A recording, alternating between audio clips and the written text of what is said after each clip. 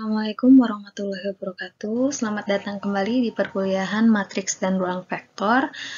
Masih dalam bab 1 mengenai sistem persamaan linear.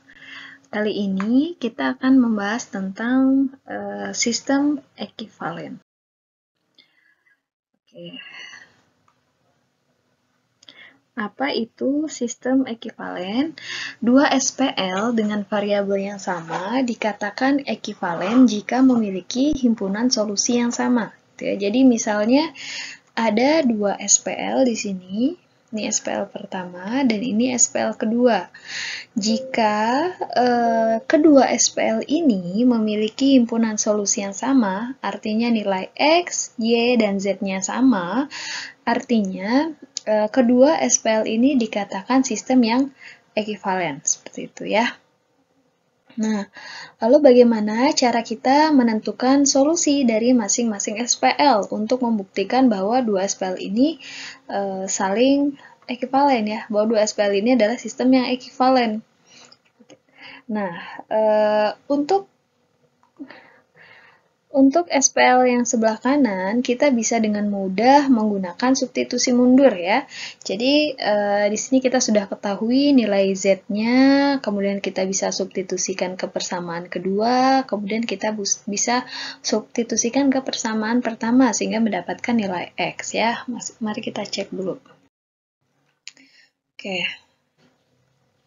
Nah, ya, ternyata diperoleh Z-nya sama dengan 2, kemudian Y sama dengan min 1, dan X sama dengan 1. Untuk yang sebelah kiri, kita juga bisa melakukan substitusi. Misalnya, dari persamaan kedua ini, kita bisa mendapatkan bahwa X sama dengan 4 plus 3Y. Kemudian kita bisa inputkan ke sini, gitu ya. Kita bisa substitusikan ke persamaan pertama dan juga persamaan ketiga, sehingga nanti kita mendapatkan persamaan yang baru, yang mana kita sudah mengeliminasi misalnya nilai Z, akhirnya nanti kita bisa eliminasi juga persamaan kedua dan persamaan hasil substitusi tadi ya. Nah, kita akan bisa mendapatkan nilai X, Y, dan Z ya. Silahkan dibuktikan gitu.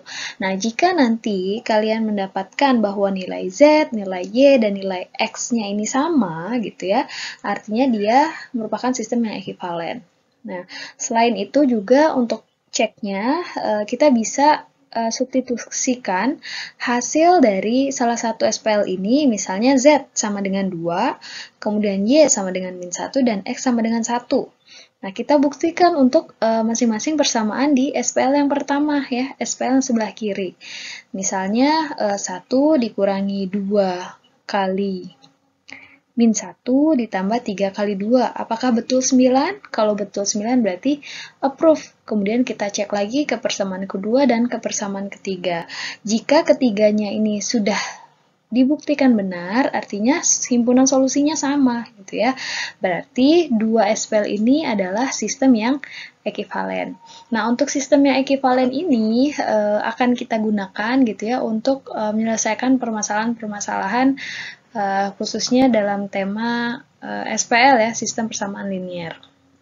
Oke, nah tadi kalau untuk menyelesaikan persamaan yang sebelah kanan ini, kita bisa dengan mudah menggunakan substitusi mundur ya. Kalau yang sebelah kiri, bagaimana caranya gitu ya?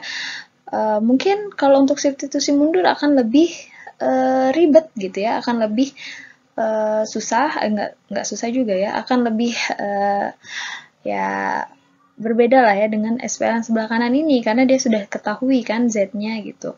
Nah, lalu kita bisa pakai metode apa gitu ya.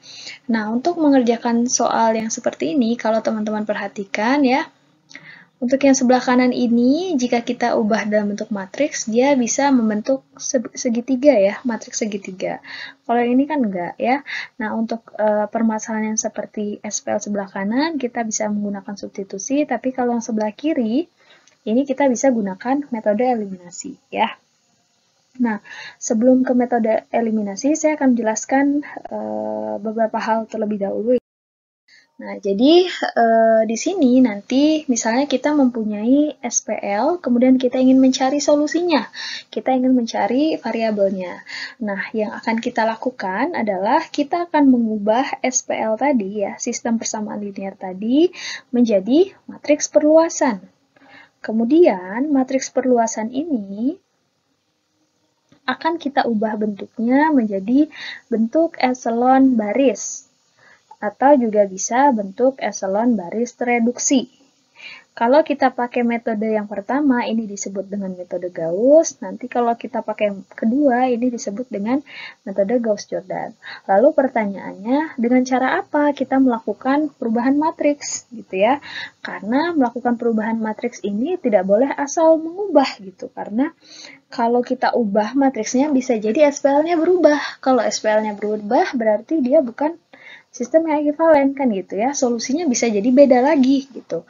Nah, yang akan kita lakukan agar SPL-nya itu tetap sama gitu ya, artinya dia himpunan solusinya juga sama walaupun matriksnya berubah, kita akan menggunakan yang namanya OBE atau operasi baris elementer gitu ya. Walaupun teman-teman mungkin masih asing dengan istilah-istilah ini gitu ya, dengan istilah matriks perluasan, OBE, kemudian bentuk eselon baris reduksi, tidak masalah. Yang penting teman-teman ketahui dulu bahwa untuk mencapai ini ya, untuk mencapai solusi SPL, teman-teman harus tahu dulu apa itu matriks perluasan, apa itu OBE gitu ya, apa itu bentuk eselon baris dan bentuk eselon baris reduksi.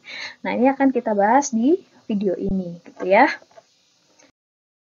Oke, baik. Sekarang kita akan bahas dulu tentang matriks perluasan. Karena di slide sebelumnya tadi diketahui bahwa setelah kita mendapatkan SPL, untuk mencari solusinya, kita ubah dulu SPL ini ke matriks perluasan. Nah, pertanyaannya adalah matriks perluasan itu apa? Kan gitu ya. Nah, misalnya kita punya SPL seperti ini ya, seperti contoh yang tadi. Nah, SPL ini kita bisa ubah ke dalam bentuk matriks. Ya. Jadi seperti perkalian matriks, misalnya ada matriks A dikali dengan matriks X dikali dengan matriks B. Matriks A-nya apa? Matriks A-nya adalah koefisiennya kan, gitu ya, koefisien dari variabelnya. Nah, jangan lupa untuk mengubah matriks ini, kalau untuk X ya berarti harus disesuaikan kolomnya untuk X semua. Untuk Y ya Y semua. Begitu juga dengan Z ya. Jadi misalnya nih di persamaan pertama di sini koefisiennya adalah 1. Kemudian koefisien Y itu min 2 ya, bukan 3, tapi min 2. Jadi min 2, kemudian 3. Nah, kemudian untuk persamaan selanjutnya min 1, Y-nya 3, Z-nya 0 ya. Karena di sini tidak ada Z, artinya di sini kita bisa tambahkan 0Z kan. Nah, kemudian ada 2, min 5, dan 5. Gitu. Nah, kemudian kita kalikan dengan matriks X, ya, atau matriks variabelnya. Di mana variabelnya di sini ada X, Y, dan Z ya. X, Y, dan Z. Nah, sama dengan koefisiennya yaitu 9, min 4, 27. Nah, kalau misalnya ini kita balikan lagi ke bentuk SPL, maka ini akan kembali lagi ke bentuk seperti ini ya. Artinya, jadi misalnya gini, X min 2Y plus 3Z sama dengan 9. Min X plus 3Y plus 0Z sama dengan min 4 gitu ya. 2X min 5Y plus 5Z sama dengan 27. Artinya dari SPL ini boleh dong kita ubah jadi matriks gitu ya. Dan bentuk matriks ini pun bisa kita ubah lagi jadi SPL kan gitu. Nah, sekarang kalau bentuk matriksnya bisa seperti ini, maka ada lagi yang namanya matriks perluasan atau augmented matrix. Jadi yang awalnya seperti ini, ya, bisa kita tuliskan menjadi augmented matrix atau matriks perluasan seperti ini ya. Kalau teman-teman perhatikan, di sisi sebelah kiri ini adalah koefisien setiap variabelnya. Kemudian yang di sebelah kanan ini adalah koefisiennya ya, atau matriks B-nya gitu. Nah, terkadang untuk penulisan matriks perluasan ini menggunakan separator seperti ini, garis. Tapi ada juga yang tidak menggunakan separator. Yang penting kita tahu konteks pembahasannya. Jika membahas SPL berarti yang paling kanan ini adalah matriks B-nya ya, seperti itu, atau konstantanya. Oke, ini untuk matriks perluasan mungkin mudah ya. Nah, selanjutnya, oke, jadi secara umum bentuk matriks perluasan itu seperti ini. Nah, ini adalah bentuk matriks perluasan. Misalnya kita punya SPL, anggaplah di sini kita punya sebanyak M persamaan gitu ya. Nah, ini kita bisa ubah jadi bentuk matriks seperti ini ya. Nah, jadi koefisien variabelnya aja yang kita masukkan ke dalam matriksnya. Kemudian yang paling kanan ini adalah konstantanya ya. Oke. Nah, kalau kita sudah tahu matriks perluasan, tadi tujuan kita adalah, kita kembali lagi ke slide yang sebelumnya ya.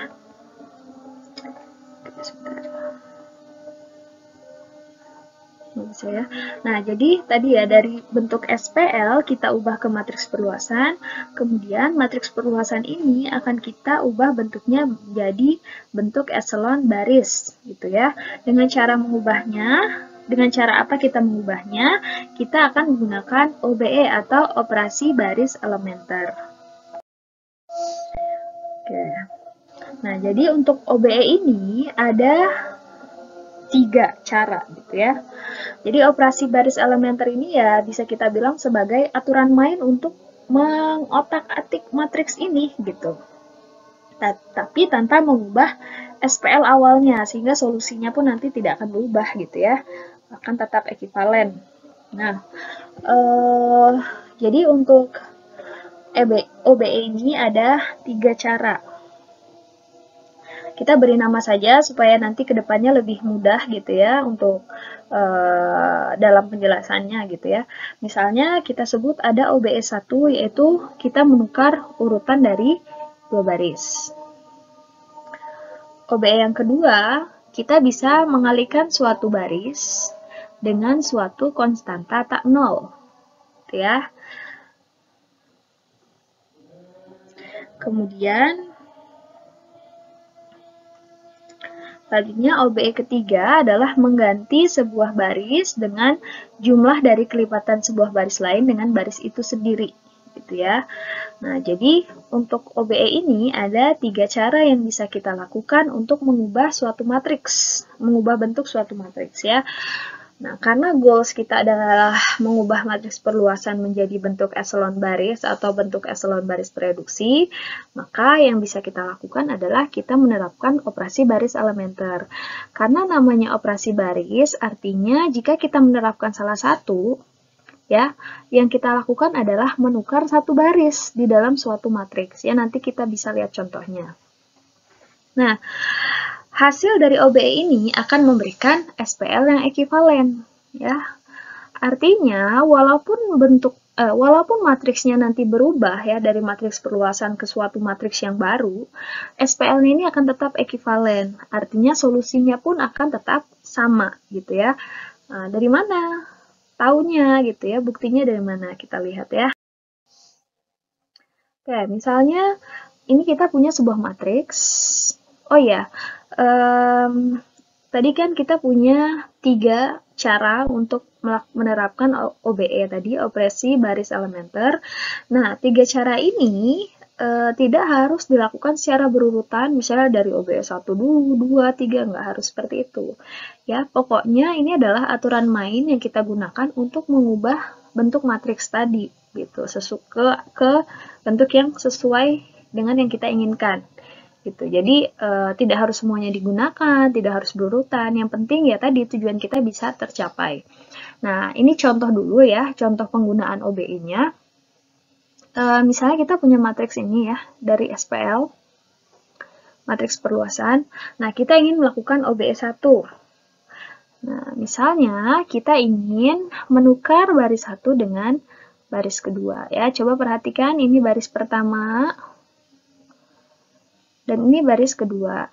Nah, ini kita akan membuat matriks yang baru ya, yang bentuknya berbeda dengan cara menukar baris gitu. Yang awalnya min 1, 3, 0, min 4 ini adalah baris kedua, berubah menjadi baris pertama. Nah, kemudian baris kedua berubah jadi baris pertama berubah jadi baris kedua. Gimana dengan baris ketiga? Baris ketiga tidak terjadi perubahan apapun, gitu ya. Jadi, kalau untuk OBE ini cek dulu nih, mana baris yang berubah, mana yang tidak berubah. Yang tidak berubah kita bisa tulis terlebih dahulu supaya nggak bingung ya. Baru kita tuliskan yang mengalami perubahan. Sekali lagi, ini adalah operasi baris, sehingga ya yang dikenai operasi ini ya satu baris gitu ya, bukan hanya satu entry saja, tapi satu baris. Tuh. Nah, kalau misalnya nih, matriks perluasan yang sebelah kiri kita ubah jadi SPL, dan matriks perluasan yang sebelah kanan yang setelah kita OBE ini kita kembalikan lagi ke SPL, maka akan menghasilkan SPL yang sama. Ya, karena apa? Karena ini kan hanya menukar posisi saja sebenarnya. Tetap ada 3 persamaan, kemudian koefisiennya juga masih sama ya, kemudian konstantanya juga masih sama, artinya walaupun kita lakukan OBE 1 ini ya, walaupun kita melakukan OBE 1, artinya sistemnya tetap ekivalen gitu ya. Nah, selanjutnya adalah OBE 2. OBE 2 tadi, misalnya kita mengalihkan suatu baris dengan konstanta tak nol, ya. Nah, misalnya di sini kita ingin mengalihkan baris kedua, kita ingin mengubah baris kedua ya. Artinya baris 1 dan ketiganya tetap, dengan cara mengalihkan baris kedua dengan 3, ya. 3 kali B2. Jadi baris kedua ini akan berubah menjadi 3 kali B2. Sehingga kita dapat matriks baru, di mana baris pertama dan ketiganya ini tetap, sedangkan baris keduanya ini jadi berubah, ya. 3 kali min 1 min 3, 3 kali 3 9, 3 kali 0 0, dan 3 kali min 4 adalah min 12.